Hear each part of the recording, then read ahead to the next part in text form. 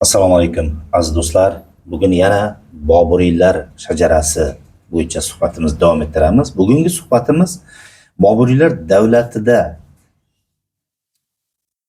5-hukmdor bo'lgan Shoh Jahonning ikkinchi o'g'li to'g'risida suhbatlashamiz. Boburiylarning ismiga e'tibor qilamiz. Ularning hammasi eng oxirgi Boburiyzodalar ko'proq Mirza berilgan, ismi qo'shib aytilgan. Endi bu aslida nisba edi, Amirzodadan olingan. Keyinchalik Boburiylar davlati eng yuqori o'zining yutuqlariga erishgan paytlariga kelganda, davlat sarhadlari kengayib, mustahkam davlatga aylangan paytlarida Boburiyzodalarga sulton ismi qo'shildi, Akbar boshlab bergan. Keyinchalik shoh so'zi ham qo'shilib ishlatiladigan bo'ldi. Bularning hammasi podshohdan past o'rinda turar edi. Podshoh nisbatidan ko'ra Boburlar o'zini shu darajada oliy darajaga olib chiqqan Akbar xonlarni ham past ko'radi. Xoni xonon deydi. Xonlarning xoni. O'zining beklariga, harbiy sarkardalarga xon nisbati berilyapti. Yana ular ichida xoni xonon, xonlarning xoni ham bo'ldi. Bir Boburshunoslikda loyqalatib yurgan do'stlarimizdan bittasi shahanshoh degan so'zlarni aytib, aslida shoh deyilgan, keyin shahanshoh deyildi. Bular quruq gaplar edi. Ya'niki shohlarning shohi emas, podshoh edi. Davlat tepasida podshoh turadi. Ya'ni ismlarga shoh, xon, sulton ismlari berilib boshladi. Ism sifatida, nisbat sifatida, unvon sifatida ham berildi. Bu endi alohida mavzu. Demak, Shoh Shujo haqida suhbatimizni davom ettiramiz. Shoh Jahonning ikkinchi farzandi. Birinchi o'g'li Dora Shukuh edi. Sulton Muhammad Shoh Shujo. Muhammad so'zi qo'shilib ishlatilgan barcha Boburiyzodalarga bular islom dinining haqiqiy, mana shu Hanafiya mazhabidagi sunniy e'tiqodi, iymoni kuchli bo'lgan shaxslar bo'ladi. Hammasi yoshligidan yaxshi tarbiya ko'rgan, islom dinini yaxshi bilgan shaxslar. Demak, Sulton Muhammad Shoh Shujo 1616-yili 23-iyun kuni poytaxt Ajmirda tavallud topadi. Poytaxt Ajmir deyishimiz sababi 1613-yilga kelgandan so'ng Boburlar davlatining 4-hukmdori Jahongir Rajputlarni bo'ysundirish uchun o'sha paytlarda Mevar, Marvar, Aravilla tog'ining ikki tarafidagi bo'lgan Rajputlar, ularning ham o'ziga xos tarixi bor, necha yuz yillik. Podshoh o'lganda davlatdan chiqib ketish holatlari bor, isyon ko'tarish holatlari bor bir podshoh o'lganda. Ya'ni Jahongir podshoh taxtga o'tirganidan so'ng Rajputlar yana bosh ko'tarib alohida mustaqillik e'lon qilgan paytlar edi. Shunday qilib va buning birinchi sababi bo'lsa, ikkinchi sababi endi Ajmerdan turib janubga qo'shin jo'natish oson edi, yaqinroq bo'lar edi va shu sababdan ham poytaxt Ajmer tanlangan edi. Shoh Shujo mana shu Ajmer sharifda tavallud topdi. Sharif so'zi qo'shiladiki, bu yerda Chishtiya tariqatining asoschisi dafn etilgan. Bu alohida mavzu, yana gapirib o'tamiz. 1657-yili Shoh Jahonning kasallikka uchrashi xabari tarqaladi. Ularning farzandlari o'rtasida taxtga, tovus taxtga, chunki Shoh Jahon tovus taxt yasattirgan edi, bu Toj Mahal bilan uning narxi teng bo'ladi. Shuna qimmatbaho toshlar ishlatilgan, bu vaqtda gapirgan bo'lishimiz kerak. Kitobimiz ham bor. Ana shu taxtga hammasi o'zini da'vogar qilib ko'rsatadi, amalda ish tutadi. Gujorat hukmdori Murodbaxsh kichik farzandi o'zini Gujoratda podshoh deb e'lon qildi. Sharqda Bihar va Orissa subadori Shoh Shujo ham o'zini podshoh deb e'lon qilib, xutbada o'z nomini o'qittirib, tangalar zarb ettiradi. Janubda esa Aurangzeb Murodbaxsh bilan birgalikda harakat qilyapti, poytaxtga kelyapti. Valiahd aslida esa Dora Shukuh edi. Bu endi Panjob hukmdori, hozirgi Pokistonning bir qismi kiradi va shu atroflardagi hududlar unga edi.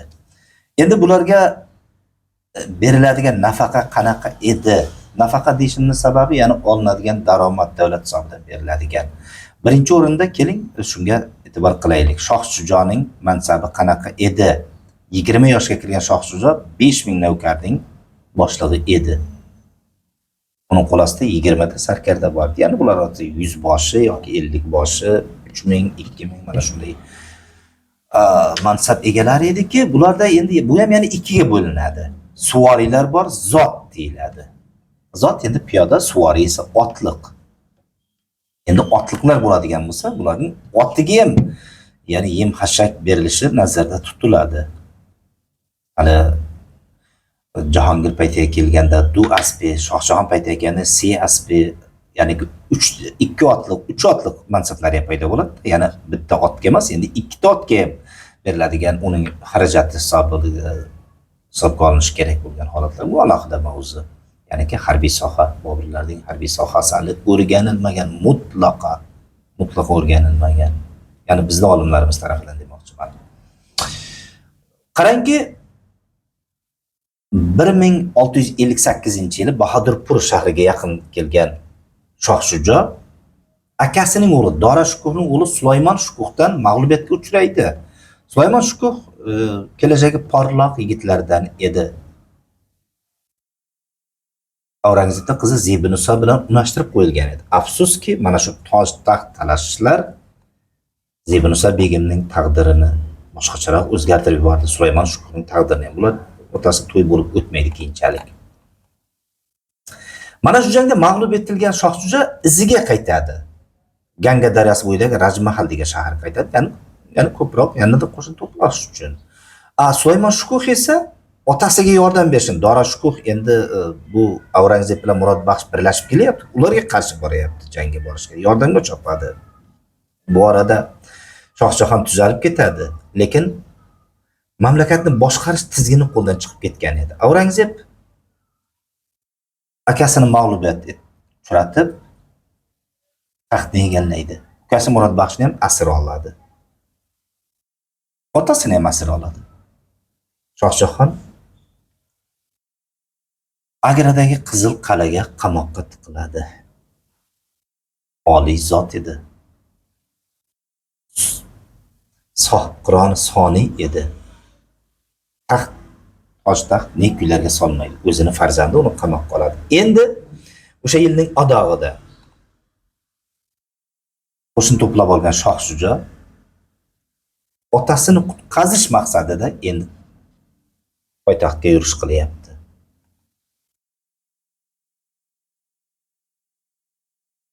Bir ming 659-yilning yanvar oyida yangi tojdor Aurangzeb va Shoh Shujo o'rtasida jang bo'ladi. Aurangzeb tajribali sarkarda edi. Janubdagi sultonliklarga qarshi urushlarda chiniqqan. Umuman haqiqiy sarkarda sifatida harakat qilgan Aurangzeb g'olib chiqadi. Aurangzebning Boburlar davlati o'sha paytda Mir Jumla ismli sarkardasi bor edi. Todarmol degan Hind sarkardasi bilan Mir Jumla Boburlar tarixida juda katta o'rin qoldirgan, juda katta g'alabalarga erishgan shaxslar ular. Shoh Shujoni endi ta'qib qilib boshlaydi. Endi Bengala deb tarixlarda yoziladi, aslida Bangola deyishimiz to'g'ri keladi. Boburnomada ham Bangola ishlatilgan, yozuvda ham shunaqa.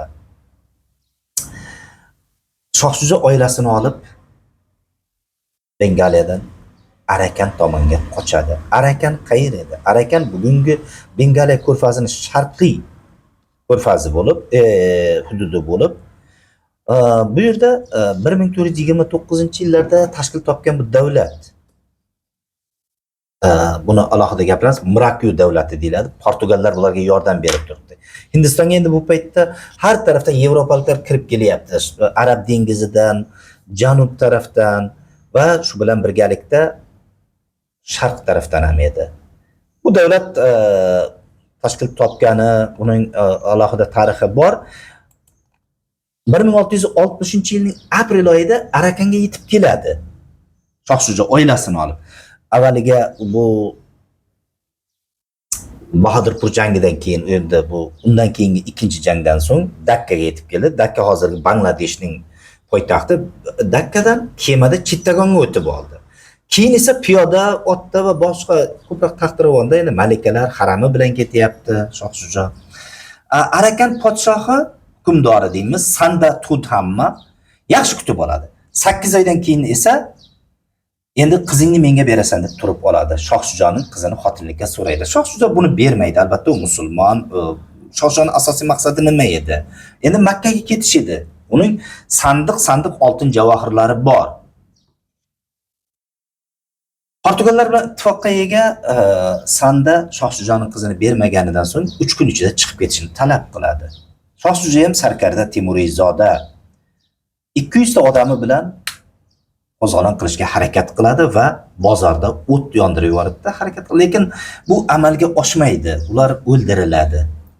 Sanda esa Shoh Shujoning o'g'illarini, qizlarini hammasini asir olib, uning eng kichik qizi Moh xonimni o'ziga xotinlikka oladi. Lekin 1 yildan so'ng eng yomoni, ular hammasini ochlikdan o'ldirishga buyruq beradi. Vaholanki Moh xonim Sanda o'ziga xotinlikka olgan, homilador edi. Ochlikdan o'ldiradi Temuriyzodalarini. Bu juda ham azobli narsa, juda ham Temuriyzodalarning. Bu xabar albatta Aurangzebga yetib keladi. Akasining taqdirini eshitgan Aurangzeb Mirjimlarga buyruq beradiki, mana shu Arakanga harbiy yurish qilishni va ularni shunchalik og'ir kunlarga solgan Sanda Tudhammani o'ldirishni buyuradi.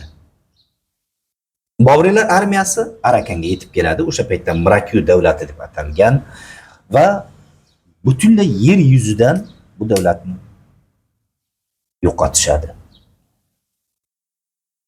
Shoh Shujoning farzandlari haqida kitobimizda yozganmiz. Ularni o'qiysizlar. Mana shunday tarzda Bobriyzodalardan birining taqdiri shunday tugagan. Ba'zi bu ma'lumotlar Portugallardan olingan, lekin u o'rmonga qochib ketganda uni o'ldirishgan degan. Balki u tirik qolgandir. Uning farzandlari haqida yana davom etamiz. Buguncha sizlarga beradigan ma'lumotlarimiz shular. Barchalaringizga salomatlik tilaymiz. Omon bo'lingizlar.